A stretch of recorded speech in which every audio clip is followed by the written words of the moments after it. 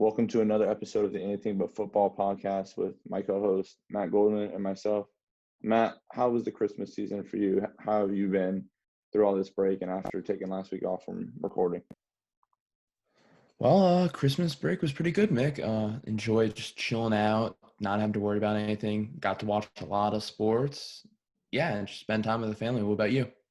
Good. And I think it was Thanksgiving we fell to it, but luckily on Ohio State team we didn't have any of the great holiday commitments that all these guys love to do. So it was a silent Christmas day on the work front, which was nice. But it was great to just seeing some family, spend the little few that we got to see, and getting to spend some time with some different people. But you guys don't come here to listen to our Christmas days. You come here to listen to sports that are going on in Ohio State that aren't necessarily all basketball or all football. So, but since that's what's going on right now, we're going to go into the basketball game, and we've got two games. We really got to see the full Ohio State basketball roller coaster this past week when it comes to the Rutgers win and the Northwestern loss. We'll start off with recapping a little bit of the Rutgers win, and we'll throw it to first off, we'll start with our resident New Jersey native here, Matt Goldman. He can give us a breakdown of both sides.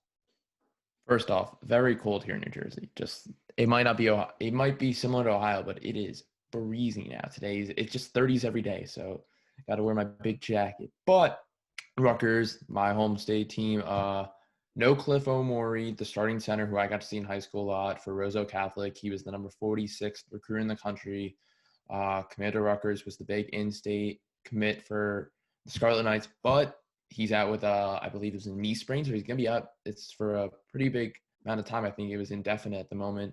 And Rutgers just wasn't the same without Big Cliff starting live. That's what his nickname was, Big Cliff in high school. So Ohio State was down 16, came back and won by 12. 80 to 68 was the score, and upsetting the number 11 team at the time, Rutgers, and we were number 23, Ohio State, is a big win for this program. I think it showed how legit Ohio State was, but at the same time, that's what's going to happen in the Big Ten all year. We're already seeing upsets happen. We saw the Northwestern one, which we'll discuss soon. We've seen Minnesota beat Iowa. We've seen Northwestern, Michigan State beat each other up. Michigan State's at the bottom of the Big Ten.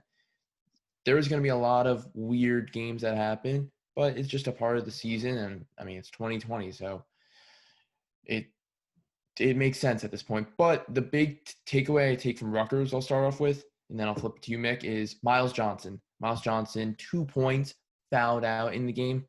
He was coming in. He was one of their leading scorers. Not Ron Harper Jr. is their leading scorer, who averages 24 points a game, who's, I believe, 6th in the country in points per game. And Miles Johnson, who's their big man, who's solidified down low, who's been one of the stronger players in the Big Ten this year, only had 2 points. So Ohio State took away their other big guy, no Cliff playing from the injury and no Miles Johnson, which was a big benefit as he only played 15 minutes, shot 1 for 2. So I think that was a big win for Ohio State. And being able to take away Johnson pretty much took away a lot of the offense besides Harper Jr. for Rutgers. What about you, Mick? Yeah, it was pretty much like you said. It's awesome to see when we talk about it. We noted early when we started previewing all this that Ohio State didn't have the size a lot of these Big Ten teams have, so they were going to have to be smart about their fouls, smart about their physicality. And so far, they lived right up to that. They did it a lot when it comes to the bigs that they had against Notre Dame, which was a good test. I didn't watch the Purdue game, so I can't speak on that here. But like you talked about, Miles Johnson was supposed to be one of the bigger, better premier big guys in the Big Ten, and to hold him to 2 points, get him to foul out, that just shows you the work that they talk about in football, that your best defense is a good offense. And I think you get to see that a lot with a guy like EJ Liddell going down and making guys work on the block, being crafty, being creative, despite being on the shorter end. It makes these bigger centers have to work hard to slow him down. And that's what's just sort of been happening is they don't have enough to go and get. Like, they don't have enough to go 40 minutes with the athleticism that CJ brings. And you might see it. There's going to be nights where EJ gets beat up a little bit by these bigger guys, but you're also going to see nights where like you saw with Miles Johnson, where he just takes them out of the game because they can't contain him. My other big takeaway, obviously, was we have talked about Dwayne Washington Jr. all year. We've harped on it. We talked about his efficiency, but he stepped up. He was the guy that Ohio State needed in this game to play at a high level, and he did that. He led the game with 22 points. Had some nice rebounds, nice assists. I mean, he played a good all-around game. And that, like we've talked about, like I mentioned earlier in the season, I thought this, dating back to when this season into last year, this team goes as well as Dwayne Washington can take them. And we'll talk about that more as we can get into the Northwestern loss and his numbers in that game. But that's what this team is they are at a level where they need Dwayne Washington to go, and he went against Rutgers. It was also just good to see them. I mean, it was good to see them face some adversity and come back from it right there in that Rutgers game. And I mean, Ron Harper Jr. was as advertised, put up 20 points. But you look, we sort of come through it. You see 8 of 20, 4 of 10 from the three-point line. So he wasn't the greatest shooting night, and Ohio State gave him some, and he got his own shots in some ways. But for the most part, they also limited. Not only did they take away Miles Johnson, but they also limited one of the better scorers in the Big Ten. I mean, to only 20, but they made him take harder shots. Matt, you kick it off because I didn't see any of the Northwestern game. You saw more than I did, and let's talk about that loss, that 1-point loss right there. Yeah, so it was a hard game to watch because EJ played well. Kyle's now tracking in the right direction. I think that Rutgers game really set him as he had a double-double, 17 points, 12 rebounds in that Rutgers game. So that was the high of the game, in my opinion, that we're seeing now Kyle Young get back to his old days. Now Kyle's continuing. He had 14 points and 8 rebounds, so he did well. And then EJ Liddell, 15 points, 8 rebounds. I think for Ohio State, their issue was turnovers. Turnovers, they had 10. Northwestern only had 5. They weren't sloppy with it. They didn't have some bad decisions, and that cost Ohio State. Literally until last second, Ohio State was winning, and Bowie, I believe what his name is, Boo Bowie. Yes, I was gonna say Papa Bowie, but Boo Bowie, that guy played extraordinary and was able to help Northwestern win. But I think what I saw is C.J. Walker has not been playing amazing right now. He had that late foul at the end of the first half that was very costly. As time ran out, Northwestern was able to shoot 2 free throws at the end when the clock's at 0-0, and they got 2 points, and Ohio State lost by 1 point. So if it wasn't for that foul potentially, what I'm thinking is, hey, Ohio State wouldn't be in that position because there was no longer – the game wasn't going on any longer, so it was just 2 free throws at this point, and just wasn't smart decisions by C.J. Walker. But Miller Kopp, also their forward, he was extraordinary, 23 points, and I don't think Ohio State was able to stop him really. But Ohio State's also, as we talked about before the show started, that Ohio State's trying to go a little smaller is what we've been seeing, which is why we didn't see much of Zed Key in this game. Zed Key only played 5 minutes, and that's not what I was expecting. I expected Ohio State to pull a little bigger, I guess, because maybe the size advantage would be in their favor, but we didn't see him because we now are seeing Seth Towns. Good sign for the Buckeye fans, obviously, because now we want what everyone wanted to see is Seth Towns, the 2017-2018 Ivy League MVP, is now playing for Ohio State, and he's slowly getting there. He's intervals, it looks like, of playing time. He keeps going up. Now in the Northwestern game, he was in the double figures for minutes, so he was able to keep it going and progress. But we're going to see, in a way, Zed Key go down a little bit and digress. So this should be interesting. Ohio State's now 25 in the country. And, yeah, I thought they could have played a little harder and they could have been a little less sloppy is what I'm trying to say. And the decisions weren't the best. Yeah. You mentioned it right there. You talked about the turnovers, obviously. Chris Holman's going to harp on that. A lot of people, you wouldn't lose games with committing dumb fouls, turning the ball over. But what I think we need to talk about and what we really need to break down here is this 3-point per shooting percentage number. If you're going to take 20 attempts, you want to make more than 4, and that's all they got. Like you mentioned Seth Towns, it was great to see him back on the court and playing and doing what he was known to do in the Ivy League.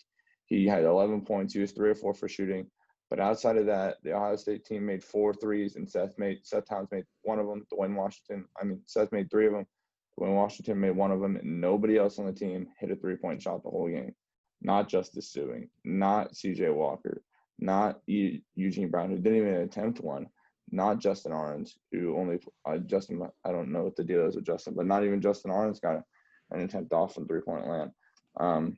It's just we saw it in the Rutgers game. Also, if you look back and look at the first half splits for the Rutgers game, they shot 10% in the first half, 1 for 10.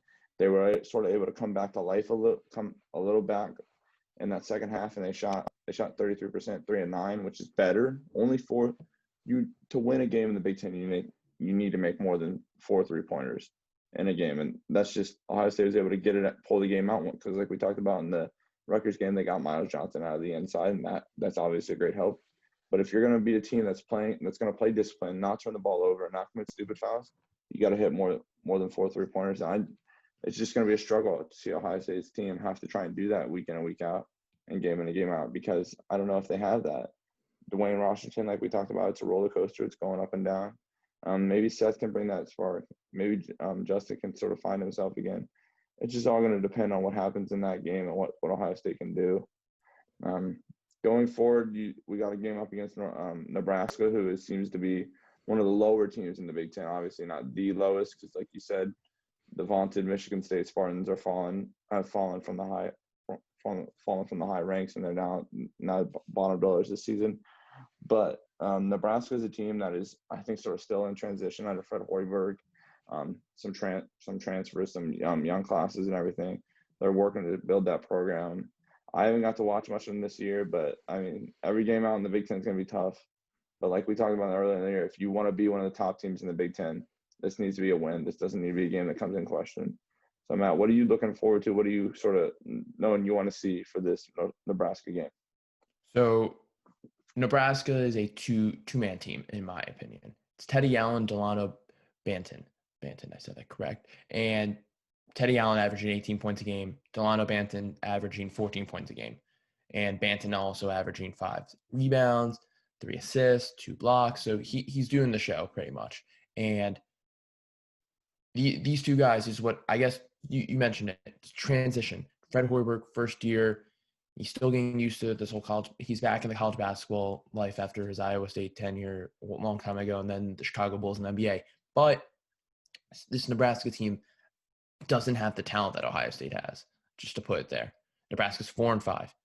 They have fell to every team dramatically this year. They haven't really had any close losses. Their wins have been against some opponents that are not even that strong. They got destroyed by Creighton. They have lost every game so far in the Big Ten. They lost to Michigan last time and then Wisconsin right before that. So this team just kind of lacks talent at the moment. I think, again, that's the repercussions of having a first-year coach, because he's not the one recruiting these guys. He's now in the transition, in the phase to recruit these guys. So he's getting scraps from, I don't remember the old Nebraska coach, his name off the top of my head, but he's getting the scraps of him now, of this team. So he's not so used to these guys. But I think where Ohio State's going to have the upper hand is in the front court play. I just think Delano Banton and Teddy Allen, they're guards. So that's CJ and Dwayne's cup of tea right there. They got to go after them, take advantage of them. But I think it's where we're going to see shine is Kyle and EJ tomorrow night, and 6:30 p.m. on the Big Ten Network, just letting everyone know. And we're going to see Kyle and EJ just take over, make their presence felt in the paint, and do their thing tomorrow. But I wanted to get your opinion before we hear about your Nebraska takes. Where do we see a balance? Because Ohio State, I feel like has a lot of similar talent within Justice, Seth, Kyle, EJ, Dwayne, and Zed. How do you strike a balance in that, Mick, where with coaching, like within playing them, like, are you trying to play them all at once? Are you trying to some are in at one time, some are in another time? What do you do with that? Because I feel like Ohio State has a lot of similar playing guys and that all can do similar things in a way. Yeah, the difficult balance is Ohio State, and I imagine Chris Holtman's gonna figure this out. I imagine obviously Jake Deaver, Ryan Pete, and Terry Johnson, all the assistant coaches have sat down and sort of talked about this. Like you mentioned, Zed Key, Kyle Young, and EJ Liddell. They're smaller, below 6'10" forwards and centers in the Big Ten, which is not ideal. So you can either lean into that fully and make Seth another one of those 4 guys, or you can go small in the paint and go big on the wings and play guys like Justice and Seth. Play Seth at like a 3, play Justice at a 2, and they're getting to 2 big wings. But then again, we also have 2 talented guards when you look at Dwayne Washington Jr. and CJ Walker. So I think that's sort of going to have to be the idea, is that it's just going to be a balance of whether if you think Dwayne can really take over this team as the lead guard, or if it's going to be all CJ. I think we don't see Seth pass potentially a 6-man role unless Justice continues to fall like he sort of has been. I think Justice and Seth are similar players. I think you can play them on the same court at the same time, and it still makes sense and work for you. Other than that, I'm not exactly sure on that answer because I think, like you said, they're very similar, and it just all depends if Ohio State wants to continue to look more at small forward, like having a ton of small forwards and centers, or if they want to do that and couple it with having big wings, and we just don't know that yet.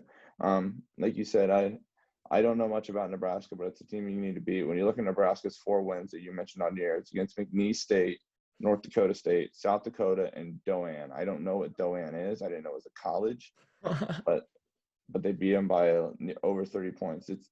They have yet to beat a team that's legitimately good at playing basketball, and that's why it just needs to be a win that Ohio State goes and beats the Cornhuskers with ease. That they should not be able to come into the Schottenstein Center, Value City Arena, whatever it is, and beat Ohio State on their home court. That's just not the team that Nebraska has. Other than that, you keep out for Matt. I know Matt will be on top of all this sort of stuff, posting updates, giving us his thoughts on the game. If you come over to my Twitter tomorrow night, it will not be about the game. I've got a 3-piece of Ohio high school basketball games I'll be hitting up. No commits. I've already seen Bowen. I need to find time to go out and see Kaylin. Shout out to Malachi Branham, who just hit his 1,000-point mark in high school, I believe, a night ago. And then other than that, I'll be seeing Laurent Rice as a 2023 wing that I've talked about that goes to Wayne High School. It's also an awesome chance to see Emil Wagner, which is a football target for the Buckeyes on the hardwood. He's going to be playing some big minutes as a center for the Wayne Warriors. Yeah, that's what it is. Are we seeing any chatter going on with the Buckeyes? What is the odds that we land number 1 guy in the country? I don't believe the chatter's going to pick up, and I just don't think it's going to happen. I do think we need to start watching. I think Efton Reed is going to maybe start trimming his list down, cut it down to maybe the 2 or 3 schools. We talked about Michigan sort of filling up their center spot. I think they're out. I think it's sort of starting to come down. A pro option, Virginia, where he's from, or Ohio State. I think Ohio State and Ryan Peden have done a great job sort of selling him on what he could be at Ohio State, selling that he could be expanded into a bigger and better Caleb Wesson role. Other than that, there's not a ton of recruiting news. I know Bowen's obviously been playing well down for Princeton. Bruce, I've seen some highlights of Bruce, and Bruce is tearing it up down there on one of the best public school teams in all of the country, not just Georgia. Other than that, we can touch on it here. I don't know how to say the name of the school, but it's a very prominent basketball prep school out in Utah. Roddy Gale Jr. did transfer down there, and that's awesome for him because his school I believe New York was still hesitant on even starting to kick the tires on basketball, so he'll be down there. Yeah, that's also with New Jersey. Yeah, they were hesitant on that, so it's going to be interesting to see him take on top competition these next 2 years because a lot of people obviously coming from Niagara Falls, New York area instead of New York City area is something that a lot of people have questions about. So he's going to go and get like a top schedule, like a Montverde, an IMG, those sort of schools is where we'll see Roddy. And hopefully eventually I can get down and go see maybe Efton, go see Bruce, go see Roddy. Like I've already seen Bowen. I need to see Malachi and Kaylin. So I want to see those other guys in 22, and I want to see Efton. And hopefully we can get some more recruiting chatter. I do expect Efton to cut his list sometime soon. I'm not sure when. It's actually something I've been told a few times recently. Actually not even recently, dating back for a few months. And I think Efton wants to really understand all options he has. Let's keep in mind, this is a guy that he floated the idea out to college basketball coaches if he could enroll at the beginning of this season. And that's just a hard time to sort of come in because he's doing a post-grad year down at IMG. That's just a hard time for him to come in and do that sort of stuff. That's why he's still hanging out at IMG. And I think this is a guy you're not going to see until probably whatever the next, I believe it's March, maybe April is when the next signing period is for basketball. We won't know anything definite about Efton until then, but Ohio State's going to be up there, and Ohio State has a great shot. As we've tried to detail as much as we can with a quiet guy like Efton. Other than that, I don't think there's very much overall basketball recruiting news to talk about. Like I said, I'm going to be after some games. The Buckeyes got to get the win against Nebraska. Final thoughts here, Matt. What's going to happen on Friday evening against Clemson? Go. You put me on the spot right there. going to be punches back and forth thrown, not physically. I'm just saying it's going to go back and forth constantly. We're going to see Trevor do his thing. Travis Etienne is a threat all time. Nevada Bucks already said that stopping Trevor and Travis is the two biggest things for the Buckeyes defense to do. But I think it's going to be – I think Buckeye fans should be optimistic, but at the same time have to be realistic is how I put it as, because this is not any opponent. This is Clemson. This is Dabo. This is the best quarterback in college football. This is one of the better running backs in college football. This is one of the better overall teams in college football. So, I got to optimistic, so I'm going to take the Bucks in this game. I give it 5 points. I think Buckeyes win by 5. What about you? I do think it's interesting. Dabo is known as a guy that's continuously sort of shut up and let other guys let other teams create bulletin board material for his team. I do think it's interesting that he's sort of being an aggressor on that. I don't think that's very much his nature. Obviously, he's a well thought out dude. He's got a motive with it. I think Ohio State all around. I think like Alex pointed out in his ADEX, so go check it out. But I think Ohio State's wide receivers against Clemson's defense is going to be the key. Clemson's defense is good. I don't think they're as good as they were last year, and I think that's to be understood. It's the same can be said with Ohio State. You lose Chase Young, you lose Jeff Okudah, you lose Damon Arnett. The one that I've been feeling that Buckeyes missed the most of the season is Jordan Fuller. You lose a guy like that, and you're going to be hurt. Agree. But you see it with Ohio State's football, the Clemson's football team as well. They lost a lot of guys. They're very young. But I think the talent sort of around Justin Fields is better than the talent around Trevor Lawrence. Now, can Trevor Lawrence make that talent better than Justin Fields can do it? I'm not sure. I think if we get Justin Fields like he was a lot of last season and even parts of this season, contrary to what he was against Northwestern, Indiana, it could be a good result for the Buckeyes. We'll go Ohio State by 3. I think Ohio State can pull this one out, and I do think it'll be scary because I think this is going to be a board that it's going to be a post that we see on our board the day after if Ohio State does lose to Clemson. I think people are going to try and come after Ryan Day's job because the expectations are so high, and it's just going to be interesting to watch. I don't believe that would be the appropriate step, but that I think that's what ludicrous Ohio State fans like to do whenever. I mean, if we were in the Michigan position, maybe, I guess, but you're playing the number 2 team in the nation. So I think I understand where Buckeye fans might come from, but at the same time, I think that's a little ridiculous and outlandish. But I think another thing for Ohio State is that I don't know where our tight end action has been this year with Jeremy Rucker and Luke Farrell, but I just want to see more of them because Jeremy Rucker came in as the number one tight end in the country coming out of Long Island. Why haven't we seen more? I know we have the weapons at wide receiver. I know Trey and Master have been pretty solid this year, but I just wish that the tight ends would be more represented in this offense because I think, at least for Rucker, he's a better route runner than Farrell's, but Farrell's a great blocker. But I just wish we could see them be more included in the game plans. Yep, and hopefully that's what I imagine Ryan Day and all the different offensive minds in that program have been going crazy trying to input things, create plans.